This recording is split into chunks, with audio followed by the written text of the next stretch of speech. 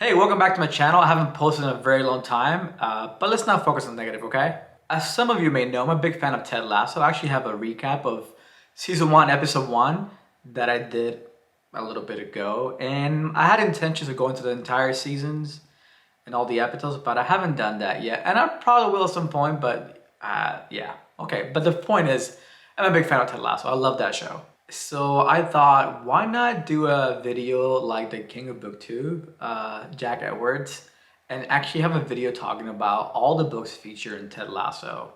So I'm gonna break it down by season. There are actually a lot of book references in the show, indirect references too. For example, like Ted may say a quote from a book. We're not gonna focus on those. We're gonna focus on the ones that are either shown in the show at some point, or that Ted Lasso himself hands down to different players like Roy Kent or Jamie, etc. To be honest, there's so many books, and I think I'll break down this video into two parts. So season 1 of Ted Lasso, there'll be like 2 parts per season probably. So the first 3 books and then another 3 books in the next video. Now with that out of the way, let's just get into it, okay? So I'll be reading Coach Wooden's Spirit of Success by John Wooden and Jay Carty. I'll also be reading Wrinkle in Time by Madeleine L'Engle. I hope I said that name right. And of course, I'll also be reading the Dharma Bums by Jack Kerouac. Why do they have so weird last names? Maybe it's just me. But I'm Cuban, so I have an accent, so maybe... Why can't they be named like Sanchez or something? I digress. The first book I'll be reading is Coach Wooden's Spirit of Success, because Ted Lasso actually has a sign on his wall. He has actually like the Pyramid of Success hanging up there, signed by John Wooden himself. So I figured that would be a good book to start. Now, I don't have the physical book. I know it's not great for video, but bear with me. I do have it on audiobook, so I'll listen to that, but I'll be talking about it and throughout this video. The second book I'll be talking about is A Wrinkle in Time by Madeleine L'Engle. I actually never read the book. I know it's a classic if you're a child in this country, but again, I wasn't born in this country and I was raised here for a little bit, but my formative years were at least in childhood was spent in Cuba, so I think that's my excuse. In the show, Ted Lasso gives the book to Roy Kent, and if you're a fan of Roy Kent, you know that scene that I'm talking about, but I can't show you the scene because of copyright issues, but I can read to you the lines and I can do my best Roy Kent impression for you. So please subscribe and like. I mean, what even is a wrinkle in time? And then Trent Krim from The Independent, the journalist, says, it's a lovely novel. It's a story of a young girl's struggle with the burden of her leadership as she journeys through space. And then Ted says, yep, that's it. And then Roy says, am I supposed to be the little girl? And Ted, I'd like you to be. That's my best Ted impression too. Now later in the episode, Roy is reading the book to his niece and he has a realization. He's reading and then he reads it out loud. What do you understand? That it has to be me? That it can't be anywhere else? And then he says, fuck. And I bleed that out, but that's my best Roy Kent impression. Now the third book we'll be reading is The Dharma Bums by Jack Kerouac. Now this book is featured in the pilot episode. This actually, Ted was reading it and the airplane when he was flying to England. And you can still, it's like a pretty beat up copy, so he's read it many times. And it's actually a shot where the book is just laying on the seat. So I think it's important to understand Ted to read this book. And I mentioned this in my first video about Ted Lasso, but it seems to be this book is about self-discovery. I never read it before. But, you know, at this point in his career and life, Ted is going through a journey to discover himself too. He's going to a new country without his family, to coach a sport he knows nothing about. So it'll be interesting to see how that matches with his perspective as the season goes on. Okay, so I'll be reading these books throughout the week and I'll be filling you in on my progress and what I think about them. So keep watching. Oh hey, I'm here listening to John Wooden's The Pyramid of Success. Actually, no, this is not plugged into anything. This is my daughter's headphones. But I have listened to the audiobook. I hope you like that joke, by the way. It's actually interesting because not having read the physical book, I don't know what to compare it to, but the audiobook itself is Jim Herrick, one of the authors, or the co-author, is reading it. But it's recorded a long time ago, so there's a lot of ums and pauses and like kind of weird sayings and just pauses that you don't really see in a professionally done audiobook, meaning by like a voice actor or even just authors, but in the recent few years, as I would say. So it's kind of an interesting experience in that way. And I'm kind of almost done with it in a way. I'm finally getting to chapter 7 in the audiobook version. That's when you get to the actual pyramid of success. The first 6 chapters are talking about different parts of it. So like different, I guess, levels of the pyramid, but they don't talk about it specifically until chapter 7, at least in the audiobook version. But I can see how people would apply this to business or coaching, or just in business coaching, I guess, or life coaching, not just in sports coaching, if you will. It's like coaching like 5 times. But yeah, I guess I'll give you my full thoughts at the end, but just wanted to catch up, and I should probably give this back to my daughter. She's probably looking for them. All right, so to be honest, I've been struggling quite a bit with the Pyramid of Success. The last hour, I just can't get into it, and it's just them talking. Maybe that's why it's like a regular audiobook. But I'll finish it and I'll let you guys know my thoughts. But in the meantime, I did get this book from the library. It's the Wrinkle in Time. I didn't realize that it was the graphic novel version. So maybe that'll be better. I don't know. Again, I had no idea that's what version I ordered for the library. So maybe one of my kids will want to read it after this. But it should be interesting. I mean, yeah, nothing wrong with graphic novels. I just usually read regular books. But hey, it's something, I guess. Just to show you a little bit here. It looks good. I mean, I never read it, but this is one way to do it, I guess. Interesting stuff for sure. Like, what? As you can hear, my neighbor's dogs are barking, and if I wait for them to stop barking, this video may never get done. Fortunately, it's just a little clip. I'm not doing the conclusion here of my thoughts, but I figure I mentioned the barking that you hear. Anyway, the reason why I'm even making this video right now, this short clip, is because I got also this from the library, the Dharma Bums by Jack Kerouac. I always say the Dharma Burns. I don't know why. Somebody actually in an earlier video corrected me, and I said it again in this video in the beginning. I don't know why. I feel like when I see it written down and online, the M looks like a RN to me, and maybe I'm a little dyslexic or something because it always happens this way. You know, I've heard a lot about this book, and of course, I know who Jack Kerouac is, one of the most famous beat writers, and On the Road is his most seminal work. However, I never read this book, so I'm looking forward to it. I guess I'll let you know how it goes. I had this idea, this notion that I'm both gonna be like Jack Edwards. Another Jack, actually. I'm gonna read these 3 books in a week. That's not gonna happen. This is all Jack Edward does for a living. Good for him, or maybe not all he does for a living, but like at least part of it. I'm happy for him. I'm not there yet, or I don't know if I will be there, but I don't have the time to do this just in a week. I'm glad he does. That's why he's so good at what he does.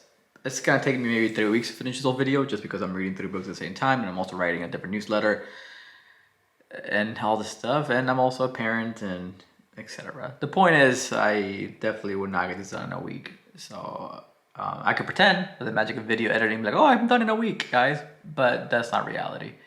But I will tell you what I think about these books, and yeah, thanks for watching so far, I guess. Okay, so it's like 11:30 at night right now on a Wednesday. I'm really tired. Again, like I mentioned a little bit ago, well, a little bit ago to you in the video, but quite a bit ago for me in real life. It took me longer than I thought to get through all these books because, you know, I have a job, it's a full-time job, and I have kids and other things that I do, and other hobbies and side hustles, etc. Like a lot of us do. But I did manage to read all the books, the Dharma Bums, not Burns, Wrinkle in Time, and the Pyramid of Success. Now, the Wrinkle in Time, I only read the graphic novel because by accident I chose that one. But yeah, I just wanted you guys to know where I'm at and that I finally read the books. It took me longer than a week. It took me almost a month actually to make this video, and then I have to edit it and put it out. So yeah, but please subscribe to my channel and share with others. Hey, so this video only took 35 years to make. Actually, no, it did take a long time, not 35 years, thankfully. I still only have a few more gray hairs, not, you know, too many. Also, there's a lot of background changes. I'm still trying to figure out what works best for me. As you can see, I'm still figuring that out, and hopefully this will be it, but I don't know. Hope that's okay with you. So let's get into the books. So the first book, The Pyramid of Success, is pivotal in the whole show. And throughout the series, it becomes relevant in many ways. One pivotal way or scene is when Ted actually hangs up the actual pyramid, a signed copy of it, in his office, and he looks at it a couple times throughout the series. So what is the book about? So in essence, the book is about this pyramid that created by John Wooden. There are 15 blocks in this pyramid that describe, according to John Wooden, what success looks like in life. So for example, things like industriousness, loyalty, alertness, initiative, enthusiasm, all those are blocks of success, if you will, that make up the pyramid. It makes sense for Ted and Coach Beard to be not only reading this book because John Wooden, which is a famous basketball coach, very successful, but also because as they go into this new part in their life, it's important to perhaps have a foundation of sorts. And the pyramid success is a good foundation. For example, one of the things there is loyalty. And we know that Ted has a hard time dealing with that. And how can you apply it in life? Well, be loyal to yourself, be loyal to others, stick to your commitments. Another founding block is confidence. So be confident in yourself, be confident in your abilities, and that will lead to people being confident in you. They can trust you because they see as somebody who carries himself with confidence. Another big thing on there is team spirit. Make sure that you are a team player. Don't be selfish. That really, again, is a big part of the whole Ted Lasso entire series from season 1 to season 3. Team spirit is a big part of it. Ted is really anti prima donnas, anti big personalities, especially when it comes to Jamie and even Roy Ken at some point. Ted really is about the team and how you can work together and not make it about one player, one person, or a coach even, but about the collective. Honestly, the audiobook is pretty good. It was interesting because the author narrated it, and it was kind of an old school way. There's even a conversation with John Wooden, the other author. There's a lot of ums and a lot of likes and a lot of different pauses that you wouldn't get in a professional narration.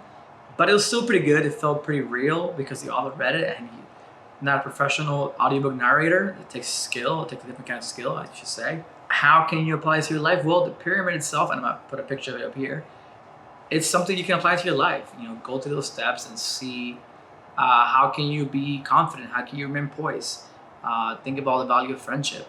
And all those skills, it's really a lifelong journey. You don't really acquire that in one time. It's like, I've mastered the pyramid. No, it's just each one of those blocks requires practice and intention. But it's a really good book if you read with some motivation. Now let's talk about A Wrinkle in Time. In the series, Ted hands out this book to Roy Ken. And he's like, what the bleep is this? I don't want to get demonetized, YouTube. So he started reading the book to his knees. If you haven't read the book, I don't want to give too much away, but it is a book about love and courage and the battle against darkness. And it's inspiring, even though these children go to extreme landscapes with alien figures and they fight alien evil beings. It's still about humanity. It's still about what makes us human and what makes us connected to each other. It's really, it's a classic, right? Timeless classic. Like I mentioned earlier in the video, only a few minutes ago, really, a few weeks ago, I by accident grabbed a graphic novel of the story, so I may not have gotten the full experience. I do want to read the whole book itself, but I figured it's taking forever, so I don't want to pause it just to get the book itself. I feel like I got the idea of it, and it's a really good story, and I think you should read it for yourself and for your kids if you have some kids. That was weird to say that, if you have kids. Finally, the last book is Dharma Bums, not Burns, like I mentioned earlier. I keep saying that. I don't know. I think I'm dyslexic. I see the M and the U, and somehow I want to turn into an R. I don't know why, but it happens. So the Dharma Bums by Jack Kerouac, it's really about spirituality and nature and the quest for meaning. And it begins with Ray Smith, who's a beat writer in the East Coast, who goes to California. It's really modeled after himself. Ray considers himself a modern-day Buddhist monk. Obviously, a very Americanized, westernized version of that, but that's what he sees himself as. There's a lot of backpacking, mountain climbing, and a lot of conversations about Buddhism, about poetry, about life. Very philosophical, I would say, and that's the book that Ted is reading on the way to England from America. So it's really about a book about self-discovery, and that's exactly what Ted is doing at that moment in his life. He's leaving his wife and his son behind in America into the unknown in a journey of his own, really. So it's not backpacking, it's not mountain climbing. But he's climbing a metaphorical mountain, right? In a way, like learning a new sport, coaching a new sport with a lot of pressure from the fans and from Rebecca, right? Well, if you know the show, her expectations are different. But it's a really good book. Obviously, I mean it's classic as well. But it also it makes sense why Ted was reading that in his flight to England. Thank you so much for watching. If you haven't noticed, or maybe you have noticed, I'm actually releasing a lot of shorts lately. Using some of the tools online, so like things that I find curious, because I love science, I love nature, I love things of that nature, no pun intended. So if you want to follow along to my long form content, you can. Or if you're more into a shorts person, it's okay. I mean, I'm gonna keep making both. I'm gonna keep making shorts with the same format that I'm doing before, and I'm also keep making long form videos like this because I enjoy talking to you guys, and I hope you do enjoy listening to me as well. So thank you for watching, and I catch you on the flippity side. Yes, that's the saying.